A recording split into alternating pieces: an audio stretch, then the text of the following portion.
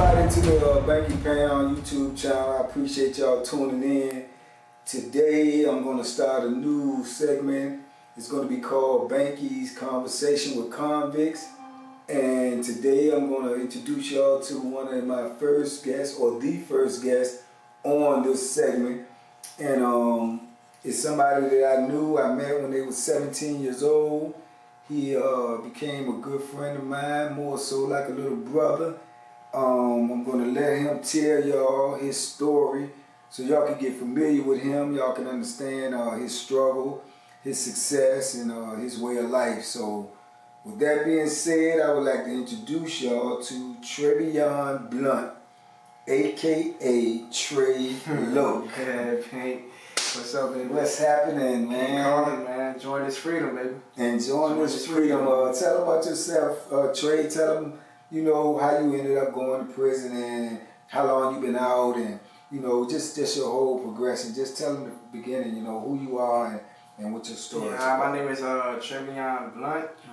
I was originally sentenced to 6 life sentences and 118 years, and now I'm here, free, blessed. Freedom. Blessed. How old were you when you were sentenced to this much time? I was 15 years old and I got sentenced to 6 life sentences and 118 years. 15 years old, 6 life sentences, 118 years. That's unbelievable. And what was the circumstances that led you to be, you know, sentenced to that much time at such a young age? At the end of the day, man, I call it following, man. Right. Following, man. Not being my own man, not being my own person. Man. Absolutely, absolutely. So when you ended up going to prison at 15, how did you feel, you know what I'm saying, being in that situation, going in there with that much time, you know, 6 life sentences? I mean, in your mind, I guess. It was like, yeah. Bank to me was like a, you know, I was so young, so to me it was still like a joke. It was a game, you know. I never grasped that, you know, I was never coming home. Right. You get what I'm saying? Like, it just, 15, okay, I said 6 life sentences plus 118 years. I went back like it was a joke. Like, right. You know what I'm saying? Like, I still ain't take it serious. You know? Right. I guess because it was overwhelming. Your mind is something that you can't really process. I can remember my situation as well. You know, not even that, just 2 life sentences in my mind. I'm like, how do you start doing that? You know what I'm saying? So I can relate to you, you know what I'm saying, about what you felt like when that happened. But so you was, where were you at when you got the news? Were you in the jail? Were you in, you know, juvenile or what? I was in the jail. I was in the jail when I first got that news, you know. March 12th, 2007. Remember the date? On my mom's birthday. Wow. I got sentenced on my mom's birthday. You got sentenced on your mom's birthday? On my mom's birthday. That's unbelievable, man.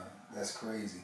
So when you left the jail, what was the first place you went? What was your Mecklenburg State Prison. Mecklenburg, okay, State Prison. See, back in the day, Mecklenburg was the what they got now is the Supermax. Mecklenburg was the Supermax back then, but now, you know, when they recycling all of these prisons, they just making that into now like a reception unit and stuff, but they just recycling these prisons, man. But back in the day, that was the big Supermax. It was the only one. You know, they had all the death row there, and everybody else that was so-called troublesome, they had them on there. But so when you leave there, the receiving, where do you go from there? Wallace Ridge State Prison. Wallace Ridge State Prison, where I met Trey Loke. And when I first met Trey Loke, let me tell you, I'm saying he looked so young to me when I first seen him. You know, obviously he was 17, but he didn't have none of this going on. He has clean shave, clean face. He just looked so young. He was small, you know. He done put some work in since then. He was a little dude, and I just remember looking at him, and I was like, man, this dude looks so young, you know. And I just remembered that in my mind, and you know, I ended up getting to know him. I getting to talking to him, man. We got super cool, man. I used to always try to mentor him and be like a big brother to him, and just let him, you know, encourage him. Yeah. So when I met you then in Wallace Ridge, you was 17 years old. You had already been in then for a couple of years. So how was your transition coming along with you? How was you feeling then about doing time? Like, what was your mindset going forward? You know what I'm saying? Make it the best. You know how it is, baby. Make it the best of it, man. You know what I'm saying?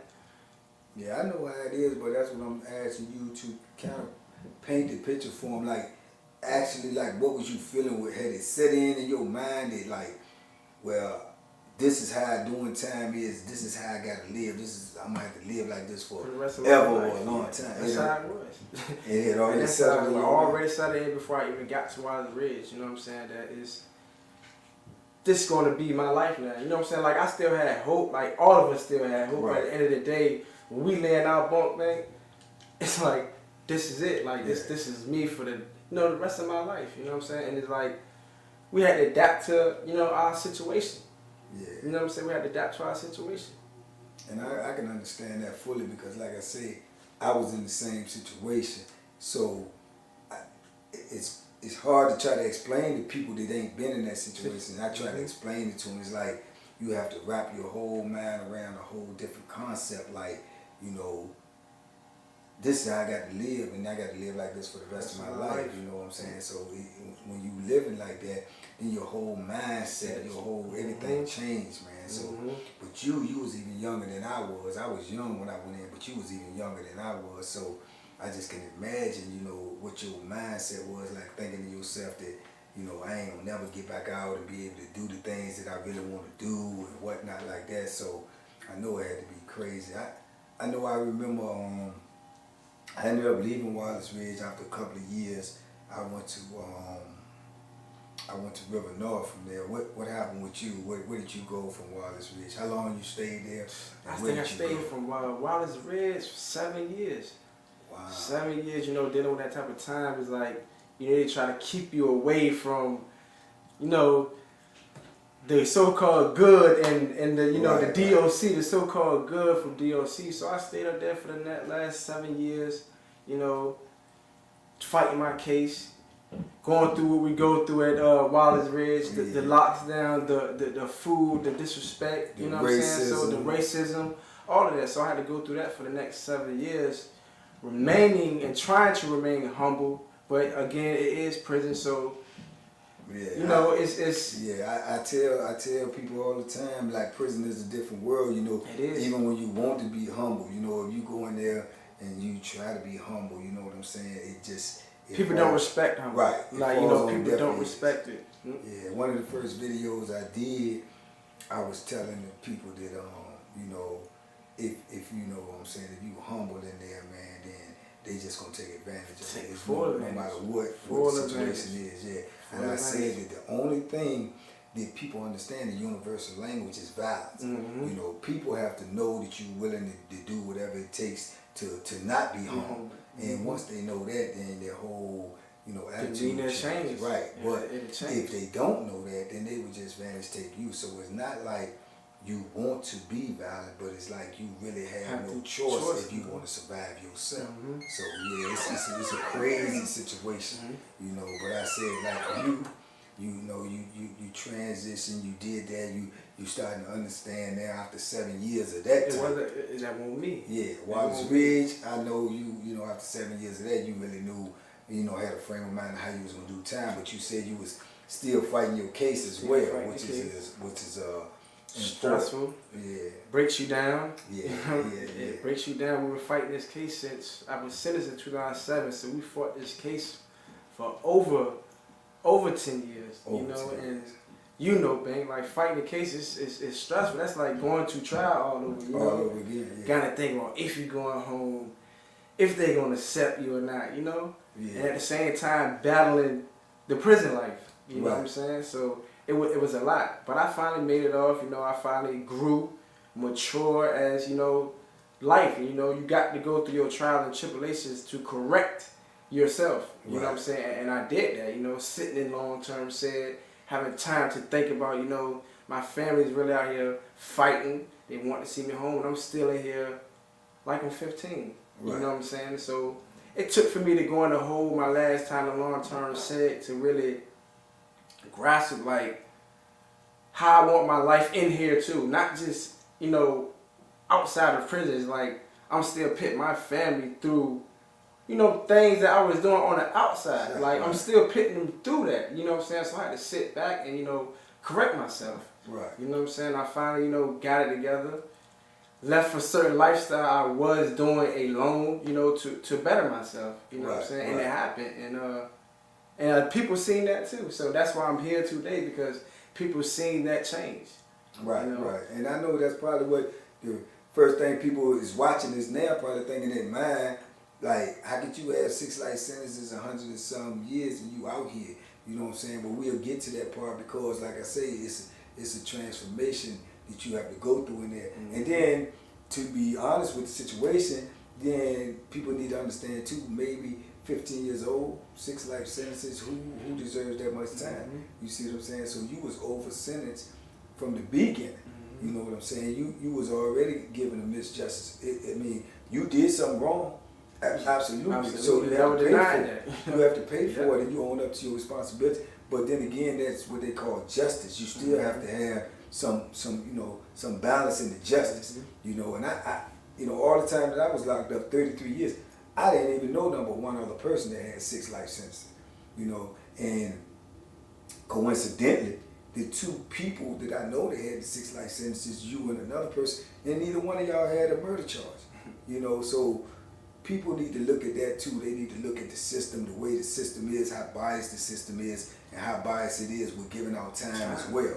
You know what I'm saying? Especially for juveniles. For juveniles. Especially for juveniles. And the other person was a juvenile. Especially for juveniles. To me, I think that, you know, it was a reason they built juvenile facilities. You know, it's a reason for that. You know, not catching a case at 15 years old and automatically say, basically you looked at me and basically said, he's never going to change. You're going to say, he's never going to change. You know? At 15 years old. I'm not here to prove myself to nobody, but, you know, here I am. Home 6 months, 4 jobs, different jobs. Each job I done grew, got my license, still going to school. Yeah, you see, and none of this would have been possible, none of this would have been even capable had you not been fighting your case, had you not stayed positive, had you not believed in your heart that you was going to get out, had you not had good people in your corner fighting for you to get out because they felt like your life was mixed. You know, it had some redemption in it. And you proving them all right by getting out here now and doing what you doing, you know, being positive, doing good things, you know what I'm saying, you working, you ain't in trouble, you ain't out here doing nothing, breaking no laws, and that's a beautiful thing. So people need to look at that and understand that, you know, had we just looked at you in society like what they said and gave you all that time and never let you out, people would have never knew what your potential could have been. And at the same time, too, you know, it should be given a lot of credit as well because I know how prison system is. I know how you can get in there and you can get caught up. Because you feel like your back is against the wall, like you don't have anything, you know, going for you. But talk about how you maintain your, you know what I'm saying, your composure, how you stayed focused, how you know what I'm saying, was able to get through it as the years was going on and on. Hope and family. Hope and family. Hope and family. I told myself every day that I was going home. Right. I told myself that, man. That's what kept me grounded, you know, that, you know, I was coming home, that hope, man. You got to keep that alive. Like I said, even though I had that much time and I knew I wasn't coming home, I always told myself I was going home. Right. You know, I always said that. Like I said, even you could, how long you knew me before you knew I had that much time, man? Yeah. You know what I'm saying? I never carried it that way. It's like I always kept hope. I told myself I was coming home. That kept me, you know, grounded, you know. You know what we have to do for our part in prison is what when we trying to get home? Stay out the way. Stay out the way. Yeah. Clean record, you know, stay out the way. And I tried my best. Like I said, I had my bumps and bruises, but you know, that's what's gonna happen first coming to system. You have to get established. You have to. You know what I'm saying? You have to, you know, adapt to your environment. Right. You have to. You know what I'm saying? But like I said, I corrected myself. You know, I thought how I wanted my life to be in prison because that's where I was at. You know what I'm saying? Like, I can't just think for myself. Like I said, I'm at Wallace Ridge, 10 hours away from home. Right. So I got to think for my family too. It's like 10 hours away. Who's coming up here? Right. You know what I'm saying? I picked them through stress. Being up here, you know, in the whole fight, doing this. You know what I'm saying? It's stress on family as well, being incarcerated.